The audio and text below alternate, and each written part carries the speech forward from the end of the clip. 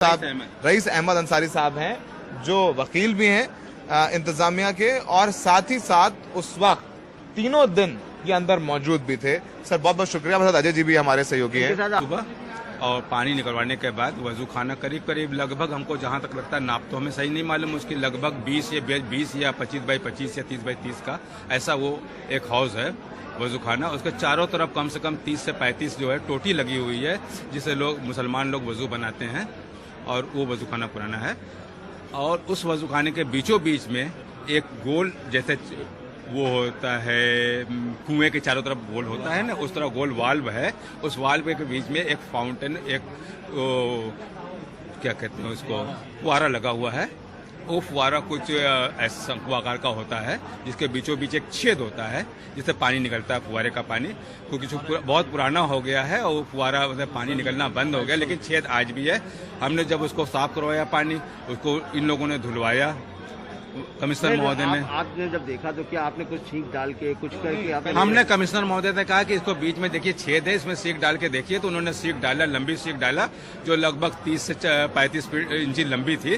पूरी की पूरी सीख उसके अंदर चली गई। देखिए आज हमारे यहाँ, अब हम लोग तो सुबह 8 से लेकर के वहाँ कमीशन में लगे थे। 8 से 12 तक कमीशन की कार्रवाई का टाइम होता है। तो कमीशन की कार्रवाई करीब करीब 10:35 10:40 पर खत्म हो गई थी, और लिखा पढ़ी में करीब करीब 11 बज गए, क्योंकि दस्तखत हो गई, पूरी प्रोसीडिंग खत्म हो गई। दस्तखत होने के बाद ही कार्रवाई खत्म होती है। तो 11 बजे हम लोग वहाँ से खाली हुए। वहाँ से खाली होने के बाद हम लोग बाहर निकलते हैं। वहाँ करीब में थाना, जो करीबी थाना है वो चौक थाना होता है, हम लोग चौक थाने तक जाते हैं। लेकिन मीडिया की वजह से वहाँ से फौरी निकल पाना बहुत मुश्किल हो जाता है, इसलिए थोड़ी देर रुकना पड़ता है।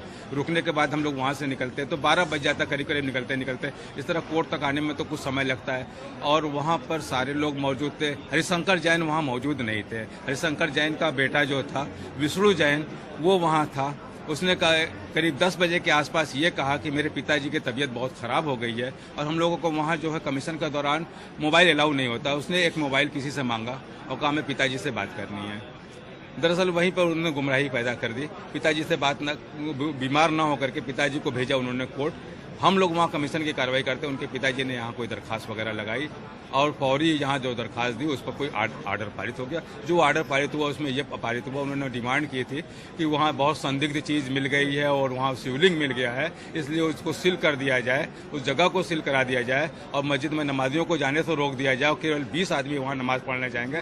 कोर्ट ने फौरी उस दरखास्त को टेकअप करके फौरी एक आदेश पारित करके, और आपको नहीं सुना, बेगर फौरी उन्होंने पारित कर दिया एक आदेश। और उस आदेश की कॉपी जो है स्टेट गवर्नमेंट को, यहाँ के कमिश्नरेट को, जिला इंतजामिया को, सबको सर्कुलेट करा दिया। इसकी सूचना हमें रास्ते में मिली कि यहाँ पर कुछ पुलिस वाले आकर के उसको ताला लगवा रहे हैं। तब हमने यहाँ आके पता करने की कोशिश की तो पता लगा यहाँ एक आदेश पारित हो गया है, और एक दरखास्त पड़ी थी। हमने देखा जाकर के, तो उस आदेश को देखा तो उसमें इस तरह के आदेश हमें, दूसरे लोग जो सीढ़ी पर उतरे तो उन्होंने दिखाया कि देखिए इस तरह का आदेश जो है पारित है यहाँ पे। हमें ना बिल्कुल हमें ना सुना गया, ना इस बात की हमें कोई भनक लगने दी गई कि कोई ऐसी दरखास्त आई है। क्योंकि आमतौर से दरखास्तें जो होती है सुबह अगर 12 बजे तक पड़ती हैं तो 2 बजे के बाद सुनवाई होती है। हमेशा इस मुकदमे में 2 से 2:30 के बीच में ही सुनवाई होती है, या कोर्ट खाली करा के इत्मीनान से इस कोर्ट की सुनवाई होती है। लेकिन इसे ज्यों ही दरखास्त दिया गया त्यों ही इसे सुन लिया गया। और आज जो है हमारे यहाँ पता लगा, पहले से ही मालूम था कि नो एडवर्स आर्डर भी पारित है। ये उसकी कॉपी भी हमारे पास है। मतलब नो एडवर्स आर्डर का मतलब नो एडवर्स आर्डर का मतलब कि आज कोई न्यायालय किसी के खिलाफ एक पक्षीय रूप से कोई भी आदेश पारित नहीं करे। अब इसके बाद हम लोग एक साथ मिलकर बैठ लेंगे, अपनी कमेटी के साथ इसमें विचार विमर्श कर लेंगे, और अपने हाई कोर्ट के वकीलों से भी इसमें संपर्क कर लेंगे। अभी तो वो लोग कोर्ट में होंगे, इसकी कॉपी वगैरह तो हम बहुत पहुंचा नहीं सकते। शाम तक हम इसमें देखेंगे क्या हो सकता है। उसके बाद जो स्थिति होगी उसके बाद हम देर रात तक कोई निश्चय। दरअसल जो कमीशन की कार्रवाई थी वो एक जनरल कमीशन की कार्रवाई थी। जनरल कमीशन की कार्रवाई में जो रिपोर्ट आती है, तो रिपोर्ट पर दोनों पक्षों को सुनने के बाद उसको देखा जाता है कि ये रिपोर्ट जो है वो एज ए एविडेंस के रूप में या किसी भी रूप में उसको लिया जा सकता है कि नहीं लेता है, वो अंतिम समय में उसको देखा जाता है।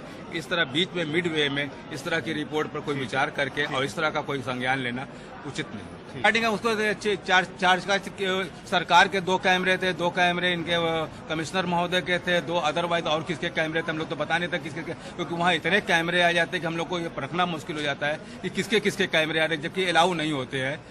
कभी कभी पूछना पड़ता है तो लोग बताते भी नहीं कि किसके कैमरे आ जाते हैं, कौन आ जाता है, कैसे आ जाता है। ठीक है। वो लेकिन जो कहते है हैं तो recording कमिश्नर